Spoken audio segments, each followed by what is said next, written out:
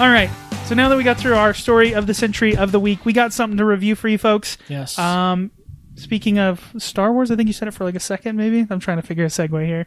I said Starbucks for some reason. That was weird. I went to say Star Wars. He's trying to get that advertising like Gatorade and Nike. Yeah. Anyways. I'm like mad at him. So this week we are going to review a board game because I'm on the podcast. Yes. This week we are taking a look at the 4X. Is this the right way? Yeah. The 4X, and I'll tell you what that means in a second. Giant epic space board game called Eclipse. New Dawn. Are we going to do it at the same time? For the Galaxy. Actually, I think most people... the subtitle, most people, it's just called Eclipse. So this game is very heavy. Good. It's very good, but it's heavy. And what I mean by that is there's a lot of choices. A lot of games can be complex for just the sake of being complex.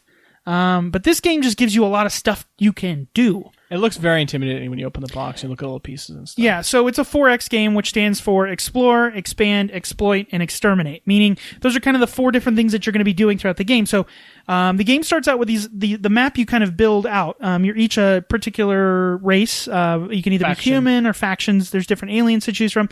And what you start out is there's kind of like a center of the galaxy. And then each player kind of gets a hex or part of the map that's their like quote unquote home world. Yep. And then you start exploring. You move away from your discovering new hexes, new systems. Yeah, and they have new different planets on it that you can go and visit and exploit resources for. So maybe you're going to get more materials so you can build more ships, or maybe you're going to focus on science so that you can do more research and development to help your tech to get better tech for your different spaceships so that they can move faster, or they can fight better, or they can just basically be more defense. Maybe they'll put more shields or more jammers on it. So that part of the game is something that's common in a lot of games, a lot of 4X games, whether it's video game or even like crafting games kind of have that. You know, like the reason I thought about this game is that No Man's Sky. Okay. The idea of like exploring other planets. That's one of the things I love about 4X games is that idea of like going to a new area and then like you're literally like flipping over it because it's randomized tiles. Like, what am I going to see? Like, that's like, fun. Oh, we got 3 planets of resources, or it's no resources. You know, that's so fun. Yeah. Yeah. And so in addition, what you're going to be doing is during certain turns, you've got to do this kind of resource management because you got to make sure that if you're going to kind of take influence or take control of a particular hex, you have to use these influence discs, but then that makes at the end of the round, you have to pay more money to do it. Just like if you were expanding your civilization and, you know, sending people out to space, we'd have to, you know, get your boy, what's his face? The SpaceX guy. Elon Musk to build you a rocket, right? It's going to cost money. So you've got to make sure that you're balanced. You love Elon Musk. Anyways. Cool. I don't love him or anything, David. Sure. You put me on the spot. You have a t-shirt. I love Elon Musk shirt. Yeah. Anyways, point being is that you've got to balance between moving out really quickly to try to go and explore and take advantage of the different planets with the idea of, if I leave myself too vulnerable, Gerald's going to see that and he's just going to come over and start killing off taking control of my areas and killing off my population that's at these planets. It's not only that, but like even when you discover a tile, there's strategy in like how you place the tile because there's wormholes that you can travel through, but you can block. Like David was blocked from both Alyssa and I because of the way we arranged our tiles. Mm-hmm. So the strategy even in that, it's really cool. Why this game? Okay, so let's do our review. Okay, so because again, I want to tell you what I like and what I don't like about the game. So remember, thumbs up, great game. Thumbs to the side, meh game, and thumbs down is just a bad game. 1, 2, 3, 2 giant thumbs up. What are you trying to say? Great game, great board game. By the way, this is ranked 15 on Board Game Geek currently. So of course, it's a great game. Well, for different people, and there are parts that I don't like about this game, and we'll get into that in a second. Now,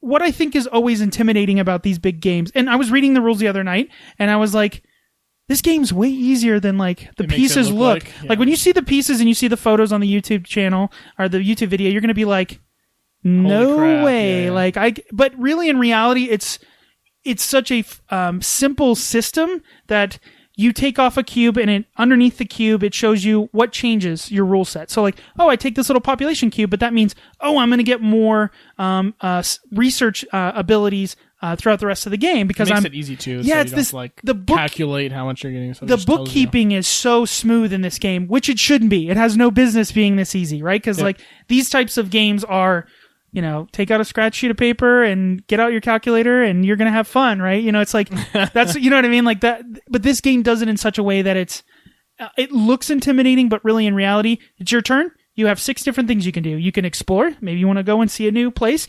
Research. You can research. You can move your ships. You can research and go get some research some new tech. You can upgrade your ships, which I love. You have these 4 different types of ships that you build, and they have these little squares. Like think of like compartments on your USS Enterprise, and you can put things like extra shields or more cannons. That part I did not expect, and that is super cool. Yeah, and that upgrade the ships, right? So you get to upgrade your ship. So it takes a lot of mechanics that are fun in multiple different games. Again, the 4X part of it, and kind of shoves it. It has resource management. It has quote unquote worker placement, which Gerald will say he hates, but it does really have some of that. It has exploration. It has area control, obviously, because at the end of the game, you win by having the most victory points. So this isn't a kill or be killed kind of game. And I'll get into that in a second. And the victory points you get from controlling systems, there's special victory points you can get throughout the game through different things you flip over. And yeah, if you're like exploring... a bunch of different ways to get victory points. Right, this is victory point salad. If you're focusing on technology, if you ramp up your technology really well, you're going to get more victory points. If you have... If you attack, you're going to get victory points for attacking. Yep. If you explore, you're going to get more victory points from discovery tiles. So there's lots of different ways to get victory points. And the game doesn't... When we finished the game, I won. Got to rub that in. But it was very close. I think at 30... Alyssa tied with Alyssa, and then you broke the tie with the resources, but she lost by like $3 in resources. Right, so the game was super and I had close. 25. But you flipped... There was 3 points that were flipped at the very end, so it was close. I mean, but for that, you would have been 28, 30, and 30. So, and we kind of did have a little bit different strategy. Like, the game starts out a little... solitaire because you kind of start out with your like own part of space. Yeah, and you're like, do I want to go fight? Do I want to kind of stay isolationist? David brought the door or the fight to my door. Yes. Well, eventually you just expand out. People get in the way, man. But I think that's what I absolutely love about this game is how simple and straightforward the bookkeeping is, because that is the reason people will not play a game like this. Games, right? Yeah, absolutely the worst part. It's not mathy. That was the thing I was most worried about with these types of games is seriously, we play a couple games and it's just like you can only play like once every 6 months because you're like your brain hurts because it's just doing way too much math. This really isn't. It's like basic addition and subtraction. The thing I don't like about this game is that it does really, and I think you'll talk about this too, it rewards a quick start. If you can luckily get out quickly, you get that jump start. I think of like in Mario Kart, like if you can time it right to get off the starting line, it's gonna be a lot harder for other people to potentially... It took Alyssa and I defeating you or fighting you at the same exact time to get you to a point where we could catch up. But at the same time, because I had that quick start, just because of some luck involved and just, wonderful planning on my part. Whatever. I became public enemy number 1, which is great because that's what... And so you guys both were like, well, he's the... Normally you're not really working together, and you guys really weren't working together. You just both coordinated your attacks from two fronts, David. 2 different fronts to fight West, from. East. To fight from, and ultimately I got tore down. Like I had to split my fleet, I had to split my resources to try to fight off 2 fronts, and ultimately that weakened me to the point where I nearly lost to Alyssa. So it is very balanced, but I wish this game... So, it could be better balanced a little bit with like the fact that you got all the way up on your economy track way before any of us, right? And that's money's a huge part of this game, right? It's a resource. So there's a little bit of balance that could have been a little bit better, but now that I feel like we played the game once, I feel like, and you got a little lucky on some of the things you drew. Yeah, Alyssa, man, she cannot roll dice. So that's like another frustration in my game. Like the combat is all dice rolling and stuff, which is fine to a point. But like if I have 2 big ships fighting a little NPC alien ship, I should win. And it took me a lot of resources to build up that little mini fleet, and I got knocked out because of dice rolls. And I know you can upgrade your... Sorry to keep interrupting. No, I know. I know you can upgrade your ship to the point where that's not a big deal. And I had my ship a little bit upgraded, but still the fact where I couldn't defeat just because of the luck of the dice. And I understand you don't want it to a point where it's so strategic where it's like chess, because then it just gets too heavy and then people don't want to play. So I get that, right? But I wish there was a little bit more of a balance between where it's not so leaning on luck so much. But it's just kind of the nature of the game. I would argue that you can, and we argued about this off camera, but I think you can mitigate the luck because of the ship upgrades you can choose and know when to pick, what fight to pick. And there was a point where I did upgrade the missiles and I just like swept through everything. Oh yeah, but there is the point. I mean, so I'm supposed to hold off attacking anything until I get those missiles? No. Maybe you just have to kind of more guerrilla warfare. You come in and like small attacks instead of like death ball. Maybe. But what the reason I still like luck in these types of games is because nothing can beat when you have to roll a 6 or the other person has to roll a 1 or you're gonna die and you roll it and it happens. Nothing oh my beats God, that. Alyssa had to roll. We're like joking because like you're not gonna roll 2 1s. You only have to roll 1 6. Yeah, she had an ability. If she rolled a 2, a 3, a 4, a 5, or a 6 on a 6-sided die, she was going to defeat whatever she was fighting. She had 2 turns. She had 2 dice. First dice, a 1. We're like, okay. Like, oh man, that really sucks. But I mean, you're obviously going to get a second dice, roll another 1. And she was and like, she knew it. She was just like, okay, that's just how I roll. But that's a moment of the game that we'll remember because it was, but for dice and luck, you're not going to have that. So I can appreciate that. The components are great. Actually components, David, biggest gripe about this game. You don't need wings on spacecraft, David. Okay. They fly in space, all right? Okay. There is no friction or air in space. You don't need wings on all your ships. It's just the ships could have been designed a little bit better. Yeah, their ships look cool. The other ones are a little ridiculous. Yeah. It's my biggest gripe. Yeah, I think you could buy upgrade. I think there's a expansion, of course, for this game. Of course there is. That allows you to upgrade the ship so they look a little bit nicer.